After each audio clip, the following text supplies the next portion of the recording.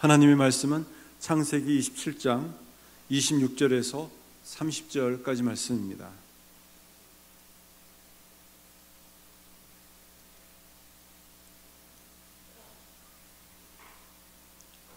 창세기 27장 26절에서 30절 말씀, 같이 한 목소리로 하나님의 말씀을 함께 봉독하겠습니다. 그의 아버지 이삭이 그에게 이르되 내 아들아 가까이 와서 내게 입맞추라. 그가 가까이 가서 그에게 입맞추니 아버지가 그의 옷에 향취를 맡고 그에게 축복하여 이르되 내 아들의 향취는 여호와께서 복 주시는 밭의 향취로다. 하나님은 하늘의 이슬과 땅의 기름짐이며 풍성한 곡식과 포도주를 내게 주시기를 원하노라. 만인이 너를 섬기고 열국이 내게 굴복하리니 내가 형제들의 주가 되고 내 어머니의 아들들이 내게 굴복하며 너는 저주하는 자는 저주를 받고 너를 축복하는 자는 복을 받기를 원하노라. 이삭이 야곱에게 축복하기를 마치매 야곱이 그의 아버지 이삭 앞에서 나가자 곧 그의 형 에서가 사냥하여 돌아온지라. 아멘. 야곱 5번째 시간입니다. 믿음의 가정에 주신 유업이라는 제목으로 주의 말씀을 전하고자 합니다. 여러분, 유업이라면 어떤 말일까요? 네, 성경에서는 기업이라고도 얘기하고 분기시라고도 얘기합니다. 또 우리 일반적으로 잘 이해할 수 있는 것은 재산, 재물이라고 말할 수가 있습니다. 믿음의 가정에 주신 유업, 대표적으로 땅에 있는 것도 있고 하늘에 있는 것도 있고 또 우리가 눈에 보이는 것도 있고 눈에 또 보이지 않는 것도 있습니다. 그 중에 우리 자녀들이 아닌가 싶습니다. 자녀들, 결혼하면은 다 자녀를 또 하나님께서 허락하십니다. 또 태문을 열어주시지 않아서 또 자녀가 없는 경우도 있지만 일반적으로 다 하나님께서 또 자녀를 허락해 주었습니다. 자녀들은 누구를 많이 닮을까요? 네, 부모님을 많이 닮습니다. 좋은 것만 잘 닮으면 참 좋겠어요. 근데 부모님이 다 좋은 것만은 아니잖아요. 좀 나쁜 것도 덜어 있습니다. 근데 종종 그런 이야기를 하더라고요. 자녀들을 보면서 좋은 것은 다 부모 닮았다고 그러고 나쁜 것은 왜 부모 닮지 않았냐고, 어디서 배웠냐고 그렇게 다붙이고 나무라는 경우가 있어요. 그런데 좋은 모습도 닮지만 또 그렇지 못한 부정적인 나쁜 모습도 배울 수 있습니다. 믿음의 대표적인 가정이 바로 믿음의 조상인 아브라함의 가정, 이삭과 야곱의 가정, 또 야곱의 12아들의 가정이었어요. 어떤 대표적인 믿음의 어떤 모델을 제시하고 있습니다. 근데 이 가정을 살펴보면은 건강하고 행복한 가정, 단란하고 화목한 가정 아니었어요. 오히려 좀 역기능적인 비정상적인 가정이었어요. 그리고 그 안에 여러 가지 많은 갈등들, 충돌들이 우리가 생각하는 것보다 더 많았습니다.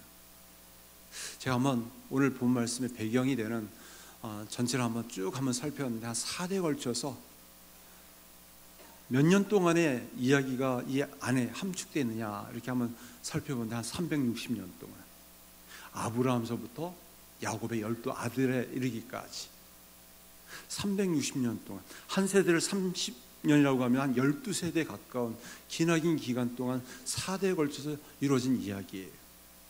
오늘 본문의 배경이 되는 이삭과 리브가, 특별히 이삭의 나이가 그의 나이가 지금 137세. 그리고 야곱이 이삭의 축복을 받으러 이삭에게 나온 야곱의 나이가 77살이에요. 우린 젊게 생각하지만 그렇지 않습니다. 40세 때 77세가 되어서도 야곱이 장가가지 못했어요. 에서는 40세 때 장가 들어서 가정을 이루었지만 여전히 야곱은 가정을 이루지 못했습니다. 근데 오늘 본문은 이삭이 눈이 어두워서 임종 직전에 이제 나이가 들어서 눈이 어두웠을 때 아들에게 축복하고 싶었어요. 하나님의 기업을 물려주고 싶었어요. 그래서 맛있는 음식을 해오면은 아들에게 그 축복을 물려주겠다, 기업을 물려주겠다 했는데, 이 소식을 누가 들었냐면 이삭의 아내 리브가가 듣고 나서 그 축복을 에서에게 주고자 하지 않고 야곱에게 주기 위해서 에서처럼 변장을 시켜서 야곱을 이삭에게 가까이 가게 합니다. 어떻게 보면은 정상적인 가정에서 이루어지지 않는 어떤 비정상적인 여러 가지 거짓과 속임수와 갈등들이 일어나고 있어요. 이 가정을 통해서 하나님께서 우리에게 주시는 말씀이 무엇인가 한번 살펴보고자 합니다. 하나님께서 믿음의 가정에 주신 기업은 무엇인가? 자녀, 또 땅에 속한 여러 가지 땅의 이 재물들, 무엇보다 변치 않는 약속의 말씀이에요. 하나님은 변치 않는 약속을 믿음의 가정에 주셨어요. 창세기 17장 7절과 8절 말씀에 보면은, 보라, 내가 내 언약을 나와 너 및 내 대대 후손 사이에 세워서 영원한 언약을 삼고 너와 내 후손의 하나님이 되리라. 내가 너와 내 후손에게 내가 거류하는 이 땅 곧 가나안 온 땅을 주어 영원한 기업이 되게 하고 나는 그들의 하나님이 되리라. 하나님께서 아브라함에게 친히 땅의 기업이 아니라 하나님께서 친히 기업이 되어 주시겠다, 변치 않는 약속, 언약을 주었어요. 그래서 아브라함의 가정, 또 이삭의 가정, 야곱의 가정, 야곱의 12 아들의 그 가정을 통해서 이 변치 않는 약속의 믿음이 이어지게 해주었어요. 아브라함의 가정을 한번 살펴볼까요? 이 아브라함과 사라가 믿음의 한 가정을 이뤘지만 보이지 않는, 드러나지 않는 갈등이 하나 있었어요.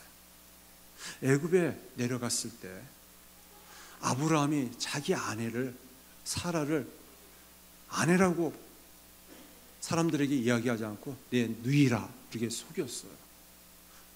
왜냐하면 혹시 너무 이 아내가 예뻐서 자신의 생명에 위협을 당할까 봐 먼 친척이었기 때문에 누이라고 속이면서 아내를 2번씩이나 속였습니다. 이 말을 들었던 아내 사라는 어떤 심정이었을까요? 자기 아내를 누이라고 속이다니, 아니 자기가 생명에 위협을 느낀다고 해서 나를 헌신자처럼 이렇게 차버릴 수 있을까? 상실한 마음, 거절한 마음이 그 안에 있었을 거예요. 아브라함과 사라의 참 건강한 믿음의 가정이었지만 그 안에서 보이지 않는 이 부부의 그런 마음의 벽이 있었어요. 힘들고 어려울 때 나를 이렇게 거절하고 거부하고 나를 차버릴 수 있구나. 자신의 조광지처를, 자신의 생명에 위협이 있다고 해서 누이라고 속이면서까지 나를 이렇게 버리다니, 이 상실한 마음, 이 아픈 마음이 사라에게 남겨져 있었어요. 아브라함과 사라 사이에 한 아들 이삭이 태어났습니다. 근데 놀라운 것은 이삭이 또 가정을 이루어서 가정생활하는데 리브와의 관계 속에서 이 아버지로부터 배운 것들이 똑같은 그런 잘못들이 반복되어져요. 어떻게 반복되어졌을까? 본문엔 그렇게 드러나지 않지 한번 깊이 묵상해 봤는데, 사라가 힘들고 어려울 때마다 종종 아들 이삭을 데려다 놓고, 이 애비가 자기가 곤란할 때는 아내라고 부르지 않고 나를 누이라고 불렀단다. 네 애비가 그런 애비야. 좋을 때는 사랑한다라고 고백하지만 힘들고 어려울 때는 나를 그냥 헌신자처럼 차버릴 때가 있었어. 그 마음이 얼마나 힘들었으면 한 번씩 그렇게 투덜거리고 투정을 했겠습니까? 그 아들이 그걸 들었어요. 우리 아버지 참 좋은 아버지인데 어떻게 그런 실수를 해가지고 평생 이 어머니의 마음 가운데 그런 그 상처를 주었을까? 근데 그도 흉년 때 세겜 땅에 내려가서 아비멜렉에게 리브가를 또 아내라고 하지 않고 누이라고 속였어요. 어떻게 똑같이 반복적인 그런 잘못 실수를 저지를까요? 리브가는 또 그것을 들었을 때 어땠을까요? 아버지께서도 그런 실수를 했는데 당신도 그럴 수 있습니까? 그렇게 점잖게 하기보다는 어쩌면 그럴 수가 있어요. 곤란하다고 힘들다고 해서 그렇게 나를 거부하고 나를 누이라고 다른 사람에게 속일 수 있어요. 당신의 아내를 가리켜서 다짜고짜 막 다투고 싸웠겠죠. 그래서 부부와의 관계가 소원했어요. 그래서 20년 동안 기도하다가 겨우 하나님께서 쌍둥이 두 아들을 주었는데 부부를 통해서 만족할 수 없었기 때문에, 넘을 수 없는 그 사랑이 금이 갔기 때문에, 신뢰하지 못했기 때문에 편애하기 시작했어요. 그래서 이삭은 맞이인 에서를 좋아하고 또 미식가였기 때문에 이 사냥감으로 가져온 그 고기 요리 음식이 너무너무 맛있어가지고 에서를 많이 좋아했어요. 반면에 리브가는 또 조용하고 또 엄마 품에 안겨서 늘 잘 따르는 야곱을 특별히 더 좋아했어요. 이미 태중에서부터 하나님께서 큰 자가 작은 자를 섬기라는 말씀을 들었기 때문에 더 그 마음이 왔습니다. 부부를 통해서 만족해야 되고 누려야 될 그 사랑이 다 대리만족으로 두 아들을 한쪽 또 다른 한쪽을 끼고서 서로 갈등과 충돌 속에 있었어요. 근데 이 쌍둥이 두 아들이 평범하지 않는 것이, 늘 끊임없이 서로 다투고 싸우는 것이, 내가 형 될래, 내가 형 될래. 그러다 보니까 밥상 있어도 누가 더 맛있는 거 더 많이 먹을까 막 싸우다 보니까 제대로 한 상에서 밥을 먹을 수가 없는 것이에요. 또 때가 되니까 이 야곱이 얼마나 또 머리가 좋은지 기회를 엿봐서 형이 배고픈 걸 알고서 죽을 써가지고 장자것을 빼앗았어요. 이것이 가정 안에 이루어지다 보니까 한 가족이 대화가 안 되는 것이, 아버지는 아버지대로, 또 어머니는 어머니대로, 또 두 형제는 두 형제대로 나뉘어지고 갈라져 가지고 서로 속고 속이면서 가정이 화목하지 못했습니다. 이제 이삭이 나이대로 죽을 때가 되었어요. 눈이 희미해지기 시작했습니다. 내가 그냥 마지막 맛있는 요리 음식을 잘 먹고 내가 사랑하는 에서에게 나의 기업을 물려줘야 되겠다 해가지고 에서를 몰래 불러다가 너에게만 얘기한다. 나를 위해서 맛있는 음식 만들어서 오면 너에게만 하나님이 나에게 준 축복권을 너에게 물려주겠다. 들으면 안 되기 때문에 귀에다 속삭이면서 얘기했겠죠. 그런데 남말은 새가 듣고 반말은 쥐가 듣는다고요. 리브가가 그 말을 들었네요. 리브가가 그 말을 듣고서 이걸 어떻게 하면 좋을까? 이삭이 에서에게 하나님의 축복을 물려주면 안 되는데, 동생 야곱이 그 축복을 가져야 되는데, 그러면서 작전을 짰어요. 작전이 아니라 음모였습니다. 음모. 어떻게 남편을 속일 수 있을까? 이 속임이라는 이 가족의 내력이 아브라함과 이삭의 대까지 계속 이어져 내려오는 것이, 그래서 어떻게 남편을 속일까 아주 음모를 꾸면서 변장을 시키자. 야곱은 매끄러운 사람이기 때문에 털이 복실복실하도록 이 손에다 그런 것들을 입히고 옷을 입혀가지고 냄새까지 그렇게 맡게 해서 형의 체취를 느끼게 하자까지 변장을 시켰어요. 그리고 야곱이 이삭에게 나아가서 음식을 맛있게 가지고 나아가서 하나님의 축복을 받았습니다. 야곱은 아버지 야곱의 축복을 받을 때 한 번, 두 번 속인 것이 아니라 5번이나 속였어요. 5번. 거짓말하면서 속였어요. 심지어 하나님의 도움으로 빨리 사냥할 수 있었다고 누구의 이름까지 이용하냐면 하나님의 이름까지 이용하면서 맛있는 사냥감, 맛있는 사냥감이 아니라 사냥감을 하나님의 이름으로 잡아다가 맛있는 요리를 해서 지금 빨리 달려왔습니다. 이런 식으로 5번에 걸쳐서 거짓말하고 속였습니다. 다 이 속임, 거짓말이 보이지 않는 이 가정에서부터 아버지의 이런 실수, 또 이삭과 리브가의 이런 속임수, 또 두 자녀들마저 이런 속으면서 이 가정이 점점 흘러가고 있습니다. 오늘 본문 이삭과 리브가 또 에서와 야곱 다 모두가 상처 입은 그런 피해자예요. 그런데 그것을 끝난 것이 아니었어요. 겨우 속여서 이삭의 축복을 받은 야곱은 더 이상 집에 있을 수가 없었어요.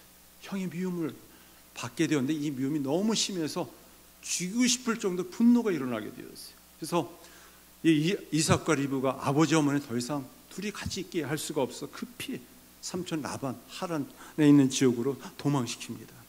그러면은 삼촌 라반의 집에서 좀 잘 있어야 되는데 또 삼촌도 보통 사람이 아니에요. 얼마나 거짓말을 잘하고 속이기를 잘하는지 20년 동안 거의 종살이를 시키면서 한 번도 제대로 보상을 해주지 않는 것이에요. 노동에 대한 값을 치러주지 않는 것입니다. 하물며 야곱은 라반의 둘째 딸 라헬을 좋아했는데 오히려 라헬과 결혼시켜주겠다 약속했는데 한순간에 밤에 바꿔치기 해가지고 언니를 먼저 결혼시키면서까지 야곱이 속습니다. 이 속임수. 야곱도 그래서 레아와 결혼하고 또 라헬과 결혼하고 또 두 유모 비라와 실바 이렇게 같이 또 이 내 두 아내와 2명의 유모를 통해서 12아들과 한 딸을 낳았지만 이 12아들이요 또 속고 속이면서 얼마나 이 가정이 화목하지 않는 이 풍성한 가정인지 모릅니다. 야곱이 12아들 중에 특별히 라헬의 두 소생을 아주 예뻐하고 사랑했어요. 그것이 그 위에는 10명의 형들이 미워해가지고 또 아버지를 속이네요.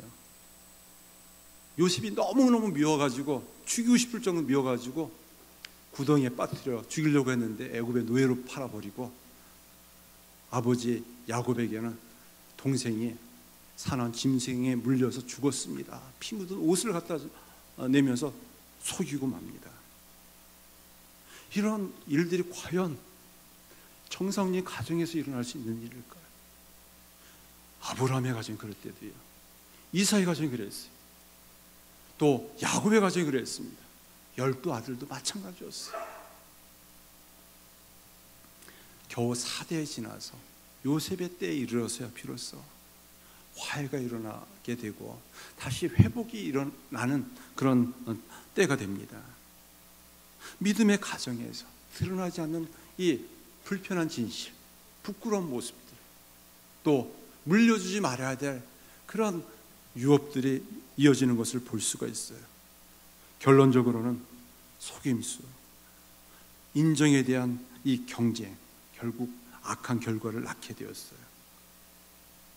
자녀들이 부모가 되었을 때 그러지 말아야 되는데 오히려 악순환의 고리가 계속 이어져 가고 있습니다. 자녀들에게도 비슷한 양상이 보여지고 있어요. 믿음의 가정에서도 이렇게 관계가 깨어지고 또 멀어지는 모습. 결국은 요셉이 애굽으로 붙잡혀간 4대에 이르러서야 그것이 어느 정도 마무리되고 회복이 되어지는 것을 볼 수 있습니다. 이런 가정, 아브라함의 가정이었어요. 이삭의 가정이었어요. 야곱의 가정이었습니다. 또 야곱의 12아들의 모습이기도 했습니다. 그러나 이런 역기능적인 이 속임수로 가득 차서 이 내려오는 가정 속에 여전히 하나님께서는 편치 않는 약속의 말씀으로 이 가정을 이끌어 가셨어요. 하나님을 신뢰하기보다 하나님의 뜻을 쫓기보다는 자신의 욕심과 자신의 그 상실한 마음으로 이 편애하는 이 모습이었지만 하나님께서 그 가정을 이끌어 주셨어요. 이삭조차도 죽음이 다가오자 하나님을 신뢰할 수 없어서 마지 에서에게 축복하고 맙니다. 리브가는 하나님께서 하나님의 방법으로 하나님의 말씀을 성취할 수 있다는 것을 믿지 않았어요. 신뢰하지 않았어요. 그래서 방법에 있어서는 거짓말하고 속여서라도 이 남편의 그 축복을 빼앗으려고 했었습니다. 이처럼 하나님은 인간의 실수와 위험 속에서 그들을 버리시거나 그들을 심판하시기보다는 보호하셨어요. 인도하셨습니다. 또 하나님께서 변치 않는 약속의 말씀으로 그들을 이끌어 주셨어요. 고린도후서 1장 20절 말씀에서는 우리 같이 한번 읽어보겠습니다. 하나님의 약속은 얼마든지 그리스도 안에서 이해가 되니 그런즉 그로 말미암아 우리가 아멘하여 하나님께 영광을 돌리게 되느니라. 하나님의 약속은 변치 않습니다. 결혼하여 부부끼리 우리가 검은 머리가 팥뿌리가 되기까지, 죽음이 우리를 갈라놓을 때까지 사랑에 있어서는 저버리지 맙시다. 하지만 깨어지고 무너지고 그것이 자녀들에게 계속 이어지는 모습. 그럼에도 불구하고 하나님께서 하나님 백성들을 함께 해주십니다. 변치 않는 하나님의 말씀으로 이끌어 주세요. 하나님께서 믿음의 가정에 주신 두 번째 기업은 무엇인가? 함께 하시겠다는 것이에요.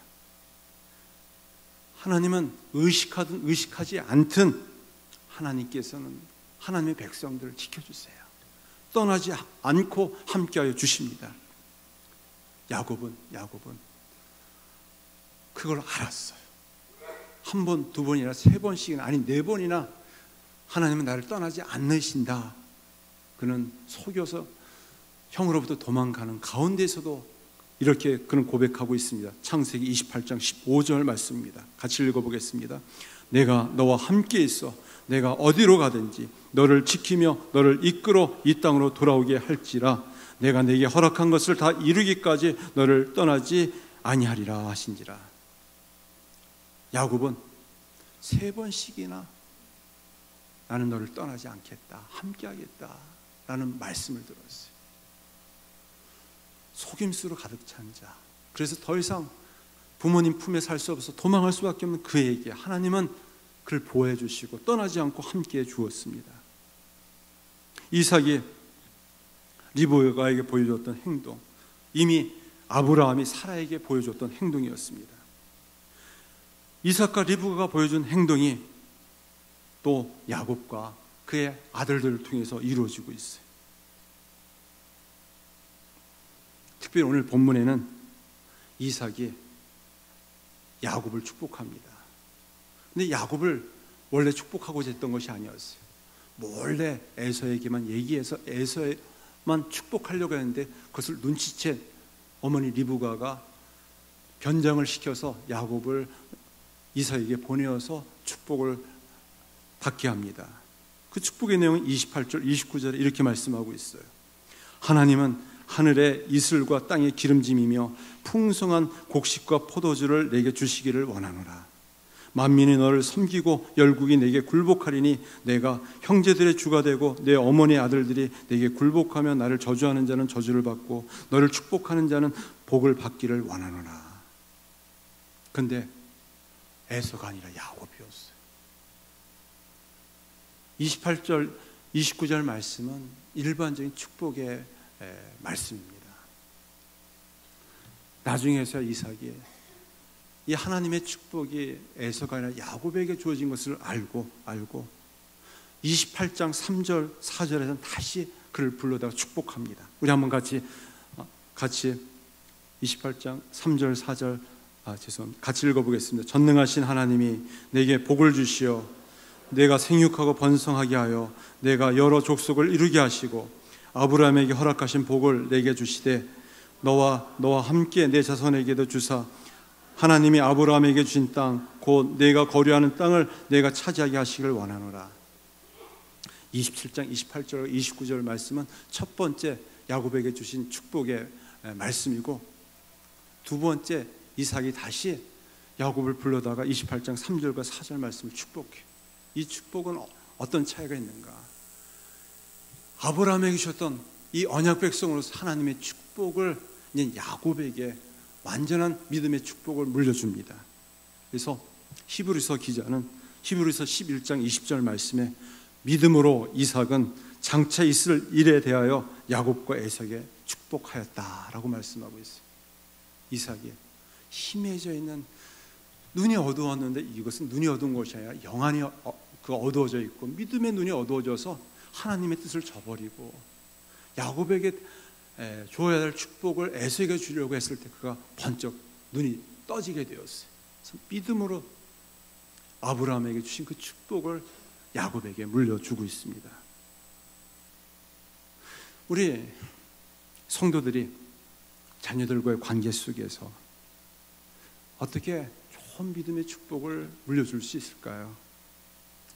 우리는 공부해라, 좀 어떻게 해서든지 좀 이 부족한 이 자녀들을 좀 잘 세우려고 무진 애를 많이 씁니다.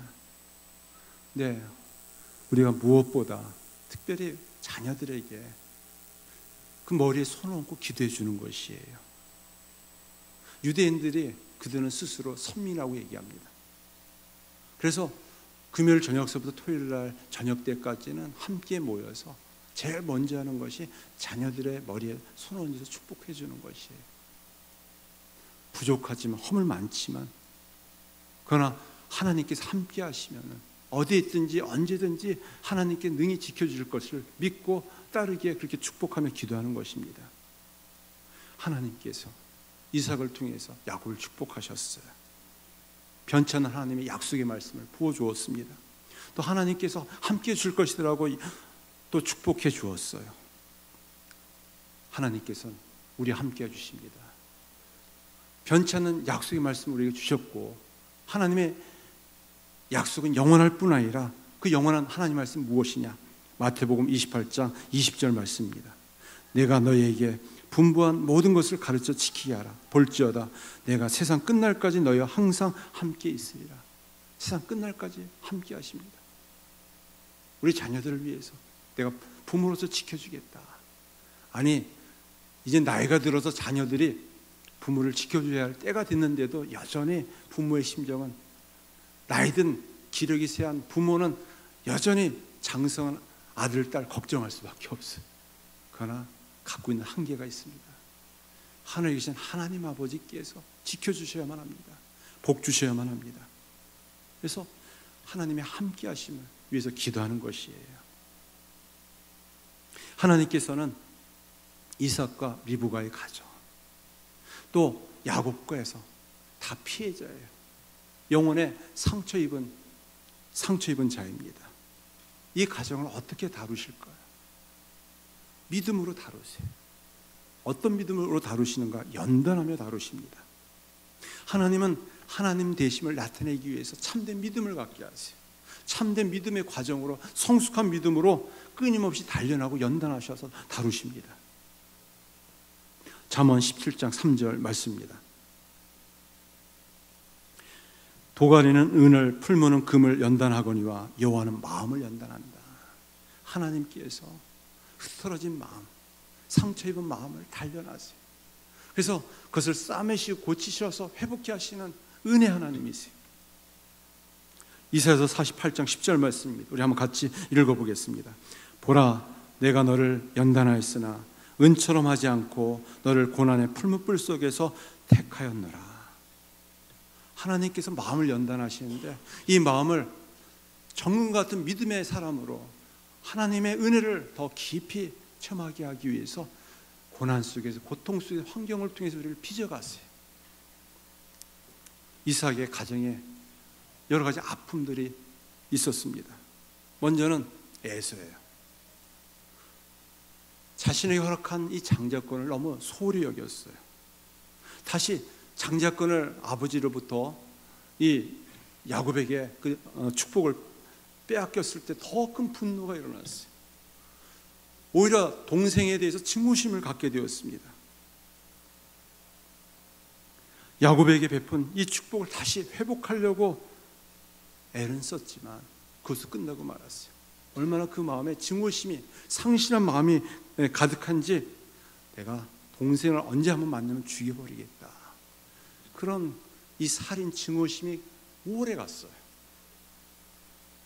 야곱은 더 이상 이 끼어진 관계 속에서 계속 가정에서 머물 수가 없었습니다. 그래서 급히 주랭랑 치고 도망가 버리고 말았어요. 형의 증오심과 원한이 있었기 때문에. 그리고 그를 따라다니는 건 두려움이었어요. 위협이었어요. 가족으로 떠나서 도망하는 삶을 살았습니다. 다시는 그렇게 자신을 사랑한 어머니를 생전에 볼 수 없었어요. 또 라반의 집에서 20년 동안 종사를 하는데 계속 삼촌에게 이용을 당합니다. 배신을 당하고 속임을 당합니다. 또 가정을 이루어서 두 아내와 또 유모를 두게 되었는데 그 중에 유일한 딸인 디나가 성폭행을 당합니다.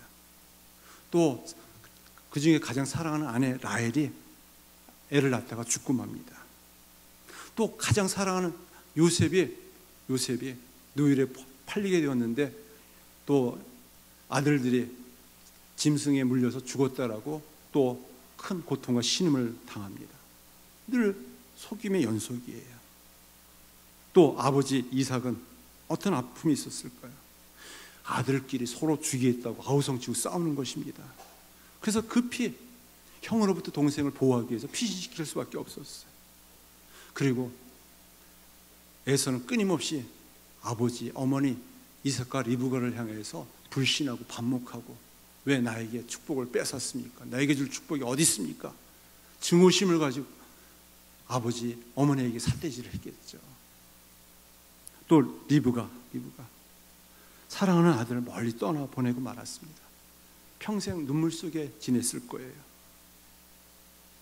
또 남겨둔 맏이 에서로부터 사랑과 신뢰를 잃어버리고 오히려 어머님을 어머님처럼 취급당하지 못하고 무시당하고 왜 나를 미워했느냐, 사랑하지 않았느냐 이런 식으로 어머니를 따돌렸을 겁니다. 에서의 보복을 피하기 위해 다시 이삭을 속이고 거짓말한 이 리브가의 모습, 하나님께서는 이 가정을 연단하셨어요. 연단은 단순한 고생을 말하지 않습니다. 육체적인 그런 고통, 정신적인 이 고통을 말하지 않아요. 하나님은 우리를 여러 가지 환경 속에서 몰아넣어서 자꾸 그런 걸 깨닫게 하십니다. 때와 상황에 맞춰서 하나님의 뜻을 알게 하기 위해서, 참된 믿음을 갖게 하기 위해서, 그런 모난 부분들을 다듬기 위해서 우리에게 적절한 연단을 허락하세요. 우린 그럴 때 쓰라린 마음을 끌어내리면서 아파하기보다는 하나님 앞에 가까이 나아가야만 합니다. 우리의 믿음을 성장하기 위해서, 더욱 성숙한 믿음을 갖게 하기 위해서 하나님께서 우리에게 연단하세요.